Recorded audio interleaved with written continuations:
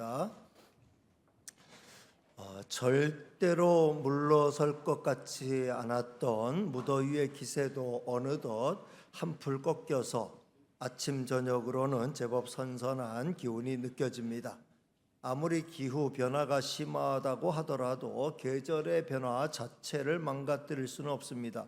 여름이 지났으니 이제 가을로 접어들 수밖에 없습니다. 가을은 결실의 계절입니다.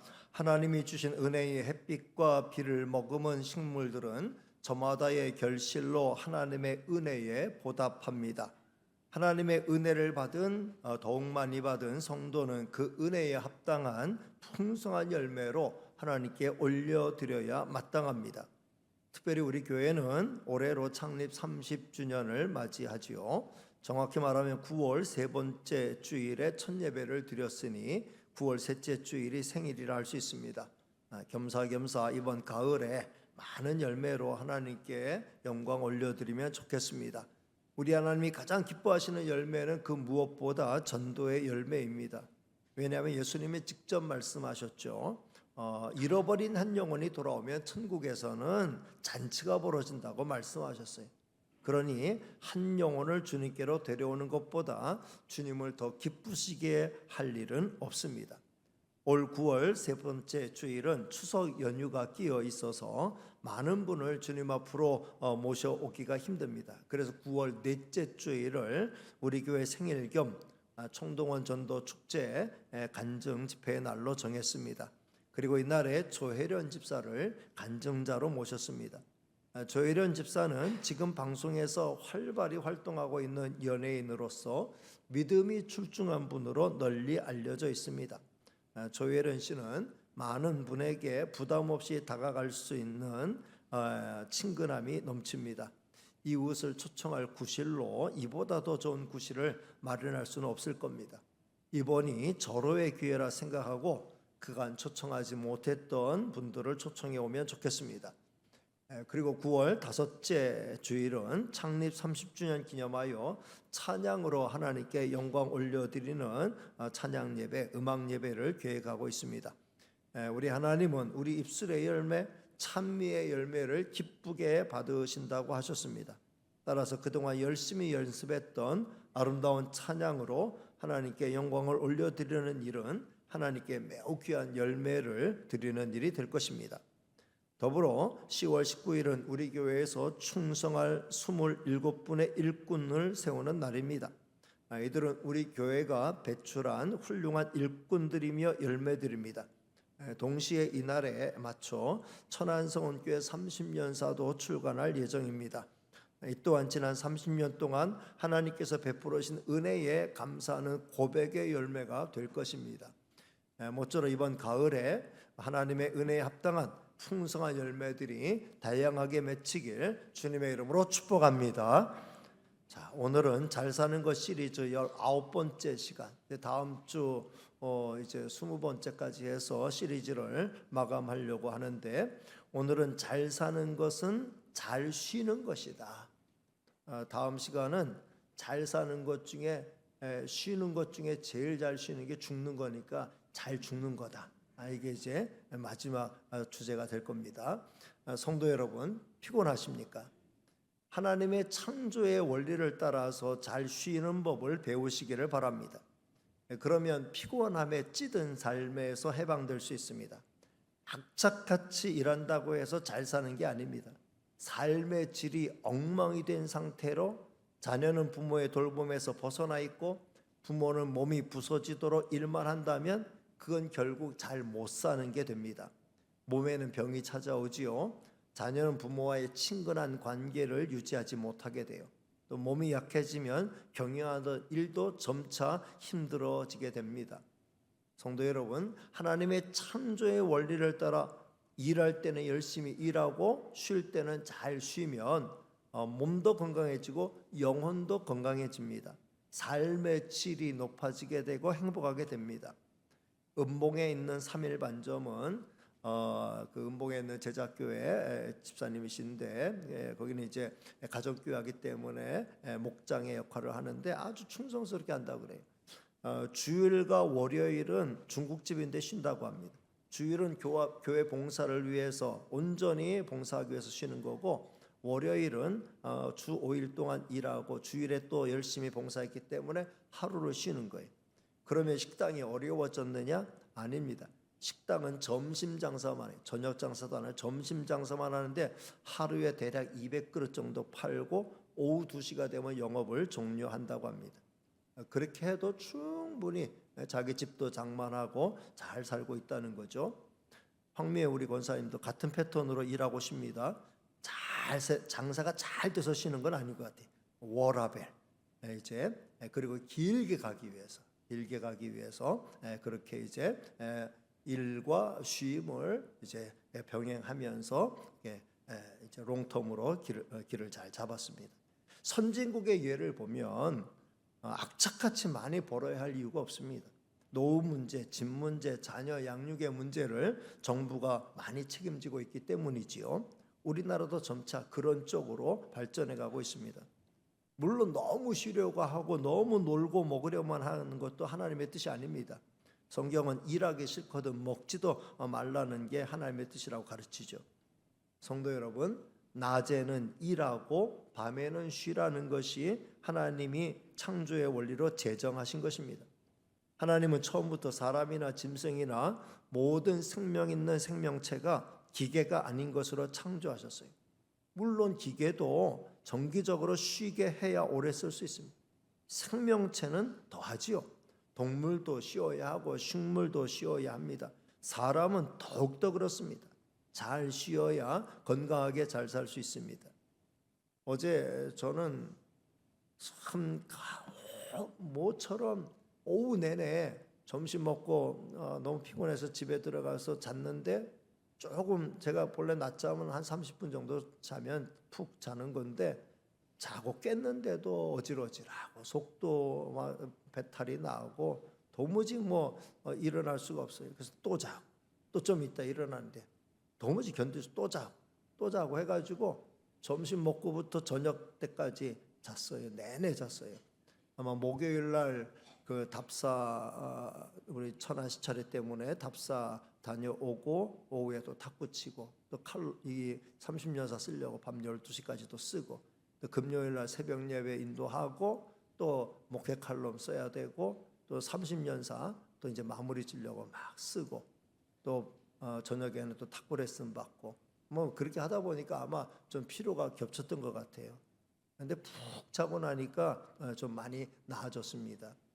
게다가 또 이제 내일은 또 치과 대공사를 또 시작해야 된다 해가지고 이게 아무튼 제 천안성원교회 개척해서부터 교회는 은혜 가운데 잘 성장하고 삶에도 참 은혜가 넘쳤지만, 개인적으로는 이 개척한 첫 해부터 저는 30대 중반부터 이제 부분 틀리 하면서 또 임플란트 그때는 기술도 부족했고 안 된다고 해가지고 그때부터 고생해가지고 10여 년 고생하다가 또 임플란트 기술이 많이 좋아지고 또 많은 돈이 들어가는데 그때 김미애 권사님이 좀 한번 크게 이렇게 치료할 수 있는 기회를 제공해줘. 그때부터 해가지고 임플란트 그때 3개 심고, 그 다음에 지금까지 임플란트 10개를 심었어요. 10개를 심었는데 이번에 다시 또 3개를 2개는 고장났기 때문에 다시 빼서 다시 박아야 되고, 하나 또 이를 빼고 또 그러니까는 이거 완전히 내 인생 망했다 싶은 거예요. 왜냐하면 이제 내일 이제 얼굴 한쪽이 없어지는 거예요. 그런 걸 생각하니까 또 괜히 심란해가지고 또 아마 그런 것 같아요. 그래도 또 이제 잘 이겨낼 수 있습니다. 이제까지 잘 왔는데 어쨌든 참 이렇게 푹 쉬고 나니까, 그래서 어제 오후 내내 자고 그 다음에 다시 저녁부터 시작해서 설교 이제 마무리 짓고 그 다음에 이제 오늘 어젯밤에 그렇게 낮에 많이 잤으니 밤잠 제대로 설치면 또 어떻게 되나 걱정했는데 또 다행히 하나님이 단잠을 주셔가지고 푹 자서 그래서 지금 이제 컨디션이 많이 돌아왔습니다. 얼마나 감사한지 몰라요. 그러니까 쉬어야 돼요. 쉴 때는 잘 쉬어야 됩니다. 그래야 힘을 얻어요. 하나님은 엿새 동안 천지 창조하시고 이래 되는 날 쉬셨다고 했어요. 우리에게도 엿새 동안 힘써 일하고 일해야 되는 날 안식해야 된다. 이게 창조의 원리이며 십계명의 명령입니다. 하나님은 더 나아가서 6년 동안 농사짓고 7년째는 휴경하여 땅으로 쉴 수 있게 하라고 하셨고, 7번째 돌아오는 안식년을 희년으로 모두가 쉬면서 즐기는 그런 기회를 삼으라고 말씀하셨어요. 하나님의 뜻은 잘 쉬라는 거예요. 따라서 잘 쉬는 게 잘 사는 겁니다. 오늘 본문 보면 우리 주님은 수고하고 무거운 짐진 자들을 부르셨어요. 자, 28절 말씀 같이 읽을까요? 시작. 수고하고 무거운 짐진 자들아 다 내게로 오라. 내가 너희를 쉬게 하리라. 누가 수고하고 무거운 짐을 진 자들입니까? 바로 우리죠. 현대인들입니다. 현대인은 경제적인 짐, 과중한 업무의 짐, 양육의 짐, 부양의 짐, 사회적 책임의 짐, 스스로 짊어진 짐, 없는데도 만들어서 짊어진 짐, 죄의 짐, 불안의 짐, 온갖 스트레스의 짐 등 수많은 짐을 지고 허덕이고 있습니다. 이런 우리를 향해 우리 주님은 초청하셔요. 다 내게로 오라. 내가 너희를 쉬게 하리라. 우리의 모든 짐을 주님 앞에 내려놓고 주님께 온전히 맡기라는 말씀이죠. 성도 여러분, 우리 인생의 모든 문제는 주님께 가져오면 답을 찾을 수 있는 줄로 믿습니다. 성도 여러분, 먼저 경제적인 짐을 주님께 맡기십시오. 어느 정도 벌어야 만족할 수 있을까요? 생활비는 사실 쓰기 나름이에요. 풍족하게 쓰기가 있습니다. 여유롭게 쓰기가 있습니다. 전체 세대 평균 정도 쓰기가 있습니다. 반면에 아껴서 쓰기가 있고 절약해서 쓰기가 있습니다. 우리는 궁색하지 않게 다른 사람에게 손벌리지 않을 정도로 그 정도로 만족하게 살면 좋습니다. 그런데 현대인들의 욕심은 끝이 없죠. 그러니까 피곤한 겁니다. 성도 여러분, 돈을 내 앞에 놓고 돈을 추구하고 돈을 쫓아가는 삶은 돈의 노예가 되는 삶이에요. 절대로 마음과 육체의 안식을 취할 수 없으며 항상 쫓기는 삶을 살 수밖에 없습니다. 우리는 그렇게 살면 안 됩니다. 내가 돈을 쫓아가는 게 아니라 돈이 나를 따라오게 해야 합니다. 나는 선한 목적과 의식을 가지고 하루하루 살아가요. 그러면 필요한 재정은 하나님이 채워주시는 거죠. 이게 제대로 된 삶이에요. 이 패턴을 꼭 익히시기를 주님의 이름으로 축복합니다. 성도 여러분, 우리는 아직 발생하지 않은 일에 대해 지나치게 걱정하면서 만반의 준비를 하려고 합니다. 만반의 준비, 노후 준비를 튼튼히 해야 되겠다. 그 돈을 모으고 또 모으려고 합니다. 그러나 만반의 대비란 있을 수가 없습니다. 하나님께서 지키시도록 하나님께 맡기는 게 상책 중에 최고의 상책인 줄로 믿습니다. 여러분, 집 문제도 주님께 맡기십시오. 우리는 이미 영원한 집이 있어요. 영원한 집이 있어요. 이 땅에서 우리는 나그네로 사는 겁니다. 내 집이 내 이름으로 등기되어 있어도 엄밀한 의미에서 내 집 아니에요. 어느 순간 나는 다 두고 떠나야 합니다. 다만 사는 동안 내 삶의 안정을 위해 주택을 마련하는 거죠. 근데 사실 우리가 집을 투기나 투자의 개념으로 접근하지 않는다면 살만한 빈집은 전국 곳곳에 얼마든지 널려 있어요. 전국적으로 한 10만 채 정도의 빈집이 있다고 합니다. 그 빈집들이 다 들어가서 살만한 집은 아닐 것이에요. 그렇더라도 큰돈 안 들이고 수리하면 얼마든지 편안하게 노후를 보낼 수 있는 그런 주택은 얼마든지 있다는 거죠. 일본 같은 경우는 이미 대도시에도 빈집이 늘고 있다고 합니다. 우리도 점점 그런 이제 방향으로 흘러갈 겁니다. 그러니까 너무 집 하면서 살 필요가 없다는 말씀입니다. 두 다리 뻗고 편히 살 집이 있으면 만족한 거죠. 혹시 큰 병에 걸려서 많은 병원비가 들어가면 어떻게 할까? 충분히 걱정할 수 있습니다만 이 문제도 주님께 맡기십시오. 우리나라는 전 세계가 부러워할 정도로 의료보험 제도가 잘 정착되어 있다고 합니다. 의료보험의 혜택도 받고 그다음에 어느 정도 감내할 수준에서 이제 보험을 드는 게 좋죠. 근데 굳이 생명보험, 나 죽으면 뭐 보상 얼마 나오 이런 거 생명보험이나 뭐 종신보험 이런 거 큰 돈 들어가는 거 말고 정말 내가 병원에 들어가서 수술받고 치료받을 때 그 치료비를 지원해 주는 보험, 실비보험을 비롯해서 이런 보험은 뭐 소멸성 보험으로 이렇게 들면은 큰 돈 안 들어요. 그러면서 몇만 원 내고 뭐 수술 받든지 병원에 통원하든지 할 때 그 치료비를 받을 수 이런 쪽으로 이렇게 해놓으면은 그렇게 크게 부담이 안 될 수 있다라는 거죠. 무리하게 지출되는 보험료를 줄여서 지금 잘 먹고 건강관리 잘해서 큰 병에 걸리지 않도록 하는 게 더 지혜로운 거 아닐까요? 염려 근심이 오히려 병을 키웁니다. 하나님께 내 인생의 미래를 맡기고 궁즉통, 궁하면 통하게 되는 법이 있다라는 그 마음의 여유와 쉼을 갖는 것이 중요합니다. 여러분, 먹는 문제도 하나님께 맡기십시오. 무엇을 먹을까, 무엇을 입을까 염려하지 말라. 우리 주님 말씀하셨죠. 먹는 문제는 그야말로 걱정하지 않아도 돼요. 대한민국 어디를 가도 공짜로 밥을 먹을 수 있는 곳은 수두룩해요. 밥 주지, 반찬 배달해 주지, 쌀 주지, 얼마든지 먹는데 지장이 없어요. 우리 교회에서 매주 수요일마다 구제금 3,000원씩, 또 모자랄 때 2,000원 나눠드리는데 아주 멀리서 전철 타고 오시는데 비가 오나 눈이 오나 오늘 비 많이 오니까 좀 덜 오겠지 했는데도 똑같이 와요. 복명역에서 내려서 여기까지 걸어오는데 몸이 불편한 분들도 더러 계시지만 대부분 아주 오히려 열심히 돈 받기 위해서 막 그렇게 뛰어다니고 막 걸어다니고 하니까 더 건강해요. 건강한 모습을 볼 수 있습니다. 여러분, 자녀 문제는 어떨까요? 자녀 문제야말로 우리 주님께 맡겨야 할 1순위입니다. 우리 자녀는 부모의 소유가 아닙니다. 우리 자녀의 생명은 하나님이 주셨어요. 따라서 우리 자녀는 우리 자녀이기에 앞서 하나님의 자녀예요. 누가 책임지십니까? 하나님이 책임집니다.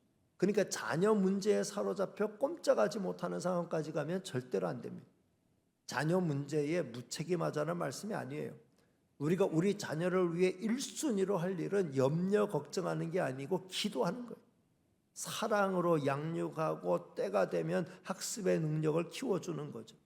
우리 자녀로 크고 훌륭한 사람이 되게 하는 것은 부모가 쫓아다니면서 스펙을 많이 쌓게 함으로써 만들어지는 게 아닙니다.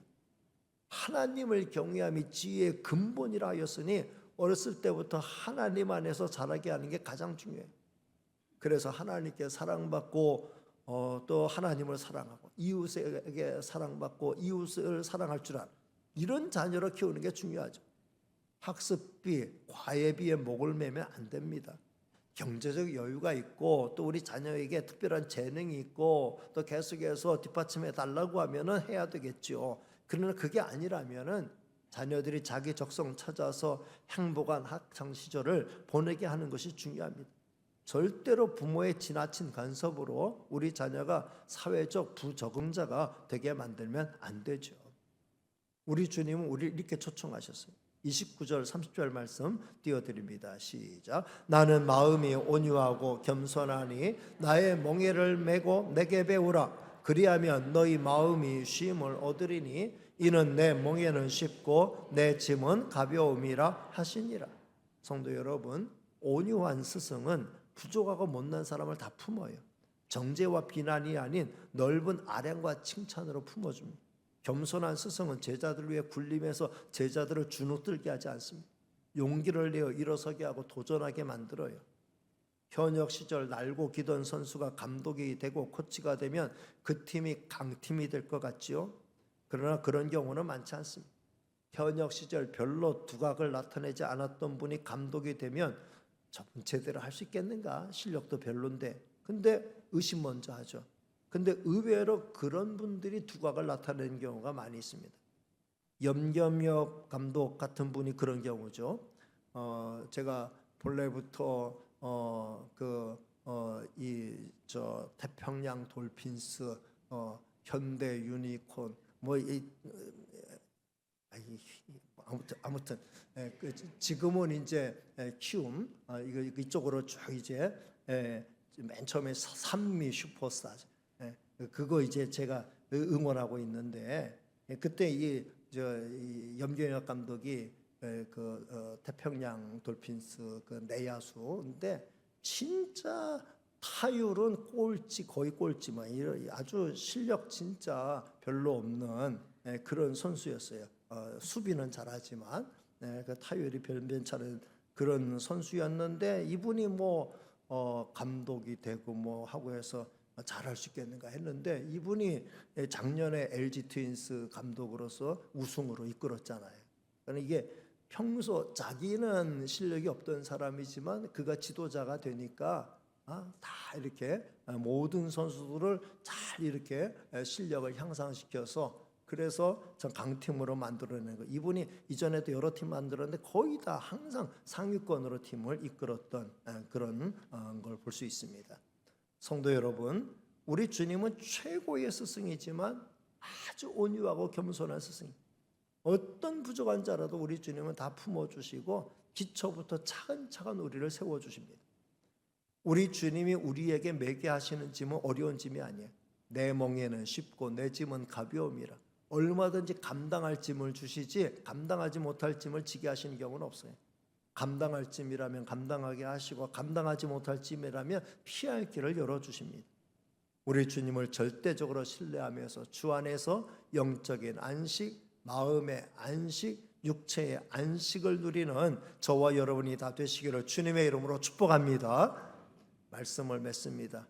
우리는 어떻게 하면 제대로 된 영적, 정신적, 육체적 쉼을 누릴 수 있을까요? 다음 몇 가지를 제시합니다. 첫째, 다 내려놓읍시다. 따라합니다. 다 내려놓읍시다. 여러분, 무거운 짐을 짊어지고 허덕이고 계십니까? 주님 앞에 다 내려놓으십시오. 주님 앞에 기껏 와가지고 내려놨다가 다시 다 들고 가지 마시고 주님께 다 내려놓고 가시기 바랍니다. 염려, 근심 내려놓으십시오. 걱정, 불안의 요소를 내려놓으십시오. 더 나아가서 모든 욕심을 내려놓으시기를 바랍니다. 욕심을 내려놓으라는 말은 소유욕에 사로잡히지 말라는 거예요. 이것은 그 무엇도 소유하면 안 된다는 이야기가 아닙니다. 우리는 선한 청지기로서 하나님께서, 우리 주님께서 맡겨준 것을 소유하고 잘 관리해야 되지만 더 많이 가지기 위해서 발버둥 쳐서는 안 된다는 걸 말씀하고 있습니다. 두 번째, 주님께 다 맡깁시다. 따라합니다. 주님께 다 맡깁시다. 내려놓는 것은 던져버리는 게 아니에요. 주님께 맡기는 거예요. 우리는 주님께 맡긴 거예요. 베드로전서 5장 7절 말씀을 같이 읽겠습니다. 시작. 너희 염려를 다 주께 맡기라. 이는 그가 너희를 돌보십니다. 주님께 맡길 때에 그 다음에 답이 있어요. 뭐냐면 주께서 너희를 돌봐주신다. 주께서 우리를 케어해 주신다. 염려, 근심되는 모든 문제, 인생의 고달픈 모든 문제, 무거운 짐들, 스트레스 다 주님께 맡기면 주께서 다 케어해 주신다. 주님께서 다 돌봐주시고 주님께서 다 그 모든 문제들을 가장 적절한 방법으로 해결해 주시겠다는 거예요. 그러니 우리는 주님께 문제를 맡긴과 동시에 해결의 답을 얻게 되는 거예요. 문제가 생기면 누구 찾아가야 돼요? 전문가 찾아가야 돼요. 문제가 생기면 전문가 찾아가야 됩니다. 근데 우리 인생의 최고의 전문가는 바로 우리 주님이신 줄로 믿습니다. 그러니까 우리는 주님께 가서 주님께 내려놓고 주님께 다 맡기는 거예요. 그러면 주님이 우리 문제를 해결해 주시는 거죠. 집 문제 주님께 맡기십시오. 죽고 사는 문제, 건강 문제 주님께 맡기십시오. 자녀 문제 주님께 온전히 맡기십시오. 일하지 말라는 이야기가 아니죠. 집을 사지 말라는 이야기도 아닙니다. 병원에 다니지 말라는 이야기도 아니에요. 보험에 가입하지 말라는 이야기도 아니에요. 거기에 온갖 마음을 다 빼앗기지 말라는 이야기입니다. 세 번째, 은혜의 힘을 회복합시다. 따라합니다. 은혜의 힘을 회복합시다. 하나님의 은혜를 아는 것은 커다란 힘이 돼요. 우리는 이미 하늘에 속한 모든 신령한 복을 다 받았죠. 저는 이 은혜를 깨닫고 영적인 세움을 얻었어요. 이 은혜는 평생 저를 살게 하는 힘이 되었습니다. 사도 바울의 고백처럼 나의 나된 게 다 하나님의 은혜입니다라는 고백을 저도 갖고 있습니다. 그냥 하는 헌신하고 은혜를 알고 하는 헌신하고는 완전 천양지차가 있어요. 은혜 안에 하는 헌신은 힘들지 않아요. 기쁨과 감사가 같은 힘든 일을 하는데 은혜 안에서 하는 헌신은 기쁨과 즐거움과 감사가 넘쳐요. 자기만 기쁘지 않고 다른 사람도 기쁘게 하는 거예요. 근데 은혜 없이 하는 헌신은 고달프고 자기만 고달픈 게 아니라 주변의 사람들 다 고달픈 거예요. 따라서 은혜의 힘을 따라 하는 헌신을 해야 된다는 거죠. 지금 우리에게 필요한 힘은 은혜의 힘인 줄로 믿습니다. 날마다 하나님의 은혜를 깨달아야 합니다. 은혜에 대한 깨달음이 커지면 커질수록 은혜의 힘은 크게 작용하는 거예요. 큰 능력 발휘할 수 있고 큰 헌신도 가능할 수 있어요. 저와 여러분 모두 은혜의 힘을 회복하는 성도들이 다 되시기를 주님의 이름으로 축복합니다. 마지막 네 번째는 성령의 능력을 덧입읍시다. 따라합니다. 성령의 능력을 덧입읍시다. 요즘은 참 AI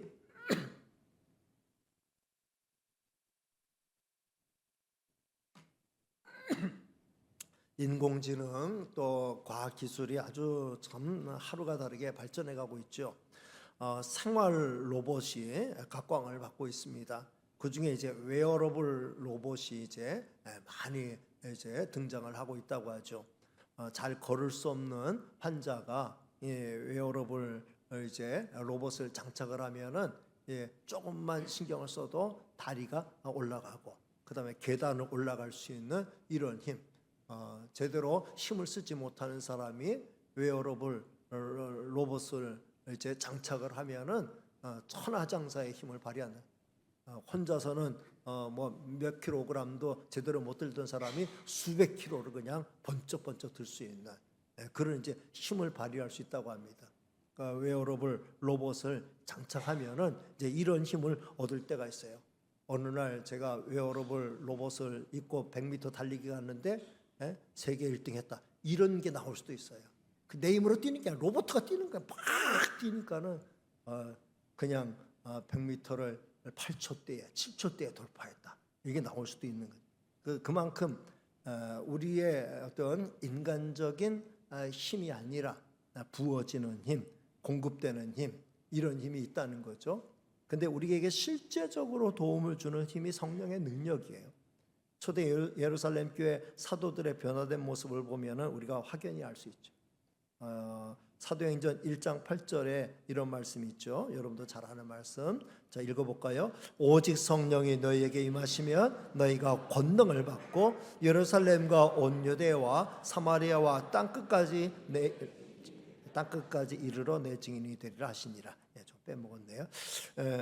그 성령이 임하면 너희가 권능을 받는다. 성령이 임하면 너희가 권능을 받는다라고 말씀했어요. 사도들이 처음에는 정말 십자가의 복음을 전하는데 주저주저했고 예수님이 체포되어 십자가에 처형당했듯이 우리도 발각되면 그렇게 체포되고 그렇게 처형당할 수 있다. 방문 꽁꽁 걸어 잠그고 숨어 있었어요. 그러나 오순절날 성령이 강력하게 임하고 예수님의 말씀처럼 성령의 능력을 힘입고 나니까 성령의 말하게 하심을 따라서 담대하게 복음을 전파할 힘을 얻게 되었죠. 성령의 권능을 힘입으니까 사람이 180도 확 바뀌게 된 거예요. 내 힘, 내 수단, 내 방법, 내 노하우 가지고 일하는 데는 한계가 뚜렷한데 성령의 능력을 힘입을 때, 성령의 권능을 힘입을 때 그 사람은 정말 이제는 상상할 수 없는 놀라운 능력을 발휘하게 되는 거죠. 성령의 말하게 하심을 따라 담대하게 말할 때에 예루살렘이 복음화되는 놀라운 역사가 나타나게 된 줄로 믿습니다. 우리도 성령의 능력을 힘입을 필요가 있죠. 성령의 권능을 덧입을 필요가 있습니다. 총동원 전도 축제를 앞두고 우리는 말할 수 있어야 돼요. 성령의 은혜와 능력을 힘입고 나서야 돼요.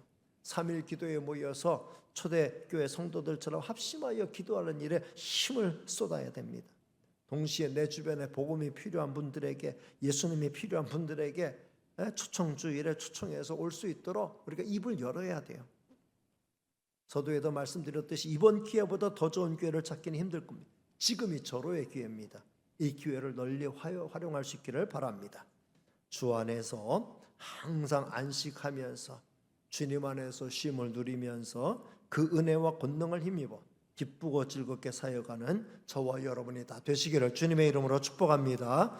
기도하겠습니다. 은혜로우시고 사랑 많으신 하나님 감사합니다. 오늘도 저희들을 사랑해 주셔서 이 아침 불러주시고 말씀 받으며 기도하며 또 한 주를 준비할 수 있도록 은혜 베풀어 주시니 감사합니다. 주께서 우리에게 쉼을 허락하셨으니 염려 근심 걱정에 사로잡히지 말게 하시고 과로에 사로잡히지 말게 하시고 적당하게 일하고 적당하게 쉬면서 인생의 모든 고달픈 문제를 주님 앞에 온전히 내어 맡기면서 은혜 안에서 승리하는 저희가 되게 하여 주옵소서. 큰 일을 감당할 때도 내 힘으로 감당치 말게 하시고 주님께서 공급하시는 은혜의 힘으로 성령의 능력으로 감당해 나가는 저희가 되게 하여 주옵소서. 비싸옵고 예수님의 이름으로 기도하옵나이다. 아멘.